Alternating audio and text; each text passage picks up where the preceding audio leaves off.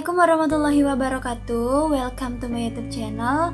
Perkenalkan, nama saya Febi Nurul Aulia dari kelas fikih C, Prodi Psikologi Islam IAIN Kediri.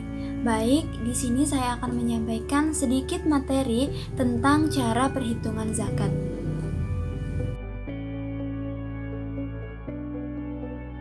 Zakat adalah rukun Islam yang ketiga. Islam tidak mewajibkan kita berzakat atas keseluruhan harta kita. Namun, Islam mewajibkan kita berzakat apabila kekayaan kita sudah mencapai nisabnya. Maka dari itu ada batasan-batasan atau cara dalam berzakat. Pembahasan yang pertama, kita mulai dari cara perhitungan zakat mal. Apakah yang dimaksud dengan zakat mal? Zakat mal adalah zakat yang dikenakan atas uang, emas, surat-surat berharga, dan aset-aset yang disewakan lainnya. Namun, hal ini tidak dikenakan atas hasil pertanian, hasil pertambangan, dan yang lainnya yang telah diatur dalam Undang-Undang Nomor 23 Tahun 2011 tentang pengelolaan zakat. Untuk cara perhitungan zakat mal adalah sama dengan 2,5% dikali jumlah kepemilikan harta yang sudah mencapai haul atau 1 tahun.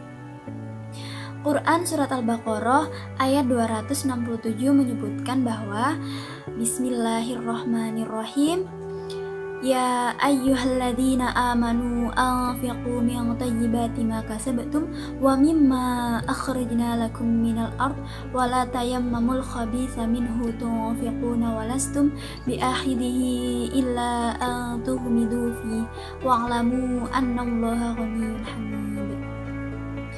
Yang artinya adalah, wahai orang-orang yang beriman, infaklah dari sebagian hasil usahamu yang baik-baik dan sebagian apa yang kami keluarkan dari bumi untukmu.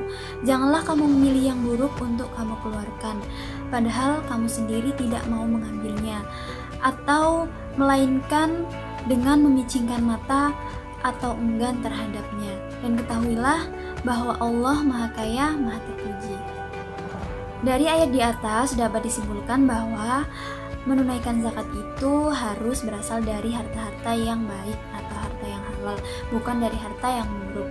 Dan Allah senantiasa meminta kita agar tidak khawatir atas apa yang kita keluarkan atau kita zakatkan itu tadi, karena Allah itu adalah zat yang maha kaya. Untuk pembahasan yang kedua adalah cara perhitungan zakat perniagaan atau zakat perdagangan. Perdagangan merupakan salah satu bentuk usaha yang halal dalam agama, yang tentunya harus sesuai dengan syariat Islam yang ada. Dan harta yang wajib dizakati di sini merupakan hasil kekayaan niaganya, bukan laba dari perdagangan tersebut. Oleh karena itu, sekalipun sedang rugi, zakat wajib untuk ditunaikan jika modal yang berputar tersebut mencapai nisabnya. Cara perhitungan zakat perniagaan adalah sama dengan modal yang diputar, ditambah keuntungan, ditambah piutang yang dapat dicairkan, dikurangi hutang, dikurangi kerugian, dikalikan persen. Baik, masuk ke pembahasan yang ketiga adalah cara perhitungan zakat barang tambang. Menurut mazhab Hambali, barang tambang dan hasil laut itu wajib untuk dizakati.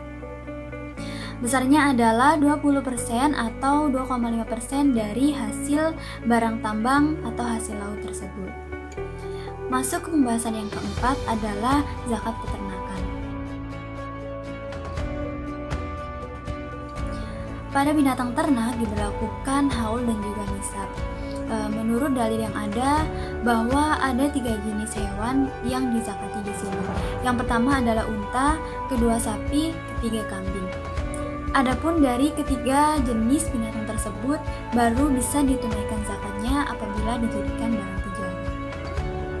Untuk ketentuan zakat peternakan, kalian bisa cek gambar berikut ini.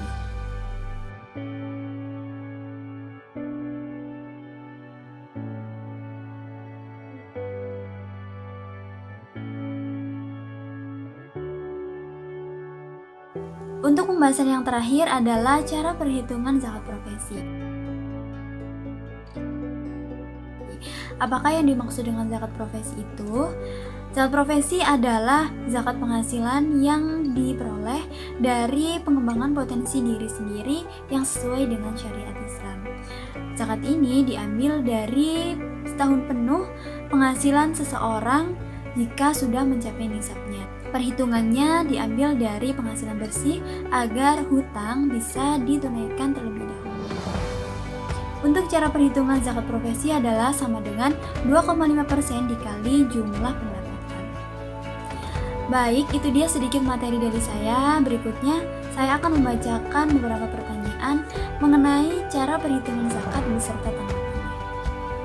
Untuk pertanyaan pertama adalah, bagaimana jika perdagangan itu sifatnya bukan kontan tetap kredit? Bagaimana cara menghitung zakatnya?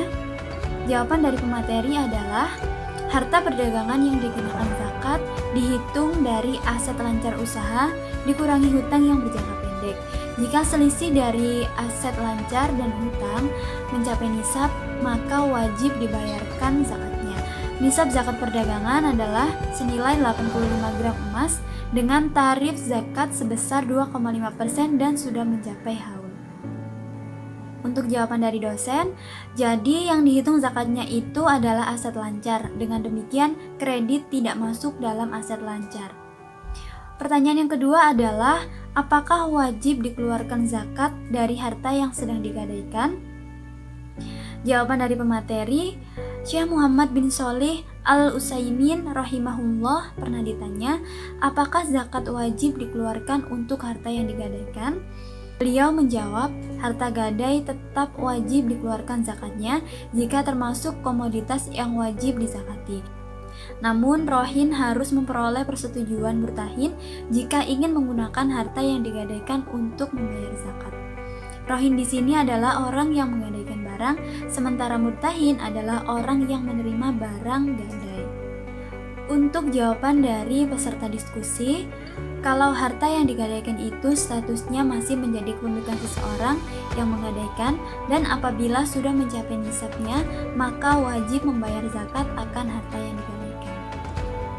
Untuk pertanyaan terakhir adalah, bagaimana cara menghitung zakat perniagaan dengan omset naik turun?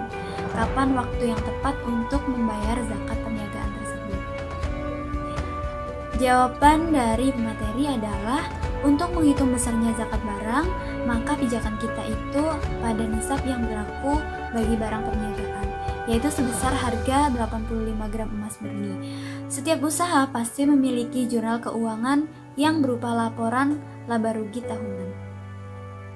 Jika pada akhir tahun ketika tutup buku, pedagang mendapatkan kekayaan mencapai nisab, maka dia wajib berzakat. Besarnya adalah 2,5% dari total kekayaannya. Baik, itu dia beberapa pertanyaan beserta tanggapannya. Sekian dari saya, semoga bermanfaat dan terima kasih atas perhatiannya. Wassalamualaikum warahmatullahi wabarakatuh.